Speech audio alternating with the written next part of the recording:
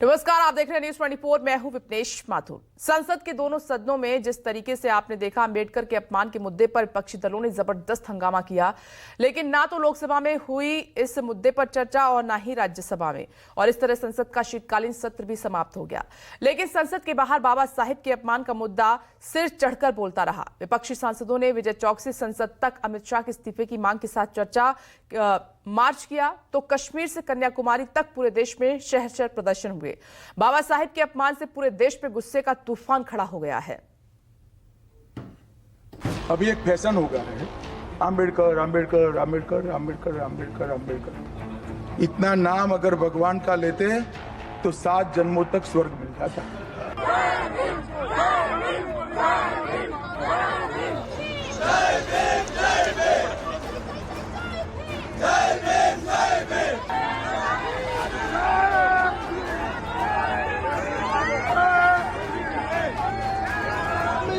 माफी मांगो, माफी मांगो, माफी मांगो। अमित शाह माफी मांगो, माफी मांगो, माफी मांगो। अमित शाह इस्तीफा दो, इस्तीफा दो, इस्तीफा दो। अमित शाह इस्तीफा दो, इस्तीफा दो, इस्तीफा दो। बाबा साहब का अपमान नहीं सहेगा Hindustan. Amit Shah down down down down down. Baba Saheb के अपमान का विरोध भी जरूरी था और सत्ता पक्ष को शिकायत का बहाना न मिल सके, ये एहतियात भी जरूरी था। लिहाजा विपक्षी खेमे ने प्रदर्शन का स्थल बदल दिया। जिस मकर द्वार पर गुरुवार को धक्का मुक्की हुई थी, उसे छोड़ इंडिया गठबंधन की टोली विजय चौक से संसद की तरफ कूच कर गई। इल्जाम यही कि अमित शाह ने बाबा साहेब अंबेडकर का अपमान किया। मांग भी यही कि अमित शाह जल्द से जल्द इस्तीफा दें, और संकल्प ये कि जब तक अमित शाह इस्तीफा नहीं देते तब तक विपक्ष चैन की सांस नहीं लेगा। जय भीम का नारा गूंज रहा है, जय भीम का नारा गूंजता रहेगा।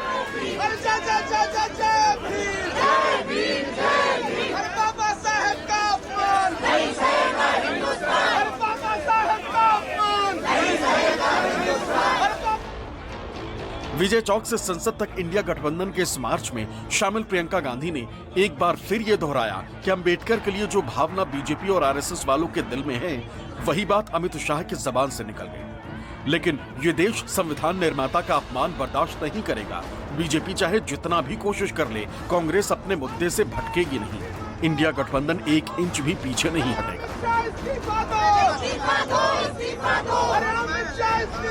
सरकार अडानी जी की चर्चा से डरती है, ये किसी भी चर्चा से डरती है। अब ये जानते हैं कि इन्होंने जो किया, इनकी असली भावना निकल आई है, जो अंबेडकर जी के प्रति इनकी असली भावना है वो निकल आई है। इसलिए अब ये अब ऑपोजिशन से डर रहे हैं, क्योंकि हम इस मुद्दे को उठा रहे हैं, क्योंकि ये इस मुद्दे से जुड़ा पूरे देश का हित है। हमारा संविधान अंबेडकर जी की देन है और इस देश की जनता की देन है और हमारी आजादी की लड़ाई की देन है, और उनका इस तरह से अपमान हिंदुस्तान नहीं सहेगा। 17 तारीख को गृह मंत्री ने अपमानजनक बातें कही हैं बाबा साहब अम्बेडकर को लेकर। इस पर हमारे नेता प्रतिपक्ष ने आपत्ति जताई, उनको मौका नहीं दिया गया बोलने का, और हमने कहा, प्रधानमंत्री और हमारे नेता प्रतिपक्ष ने कहा, मांग की प्रधानमंत्री से, आप बर्खास्त करो गृह मंत्री को और उनको माफी मांगनी चाहिए।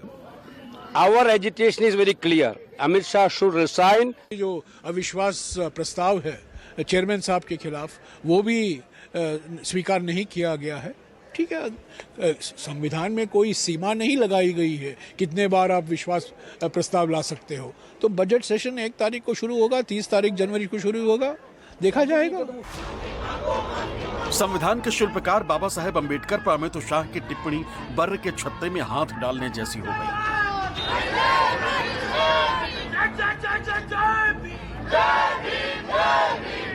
कांग्रेस से इतर समाजवादी पार्टी के सांसदों ने भी विजय चौक से संसद तक मार्च किया। इल्जाम वही कि अमित शाह ने बाबा साहेब का घोर अपमान किया है, और मांग ये कि वो तुरंत माफी मांगे, अपने पद से इस्तीफा दे। दलील ये कि बाबा साहेब हमारे भगवान हैं और उनका अपमान नाकाबिले कबूल है।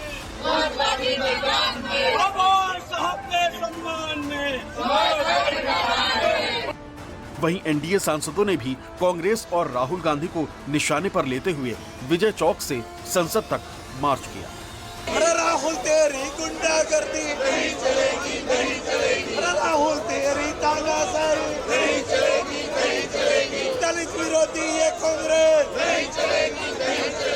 आदिवासी विरोधी ये कांग्रेस। माफी मांगने वाला व्यक्ति हमेशा बड़ा होता है। ये जो कलयुग आया हुआ है, हालांकि वो मैं नहीं कह सकता हूं कहां से शुरुआत हुई थी, तो कम से कम सरकार को जिनकी भाषा से, व्यवहार से पूरे देश का सेंटिमेंट बाबा साहब भीमराव अम्बेडकर जी के लिए जो अपमान की तरह भाषा इस्तेमाल हुई, उस पर माफी मांगनी चाहिए और शब्द वापस अपने लेने चाहिए। समाजवादी पार्टी के मुखिया अखिलेश यादव ने भी नसीहत दी कि अमित शाह को जल्द से जल्द माफी मांग लेनी चाहिए। जिस तरह का भाव राज्यसभा में था, वो बाबा साहब भीमराव अम्बेडकर जी का अपमान है।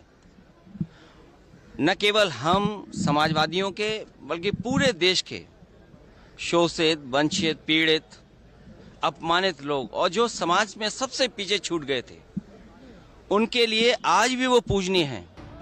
इंडिया गठबंधन के सांसदों की दलील थी कि अमित शाह का बयान कोई जबान के फिसलन भर नहीं थी, बल्कि वो बीजेपी और आरएसएस की संविधान विरोधी मानसिकता का सबूत थी।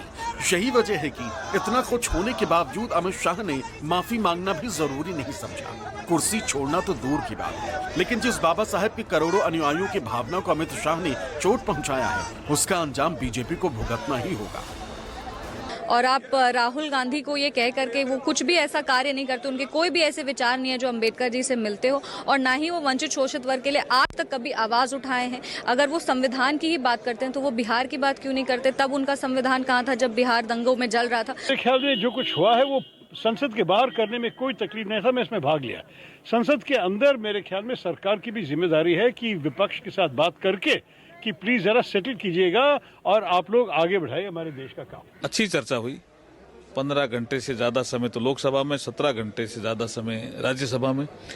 इस पूरी चर्चा में कांग्रेस की पोल खुल गई कि उन्होंने बाबा साहब का इतना अपमान किया। लेकिन अब इस साल के जो भी डिसअपॉइंट, हम सारे निराश हैं। बहुत बहुत बुरी बात है कि हम काम नहीं कर सका इस पार्लियामेंट के अंदर।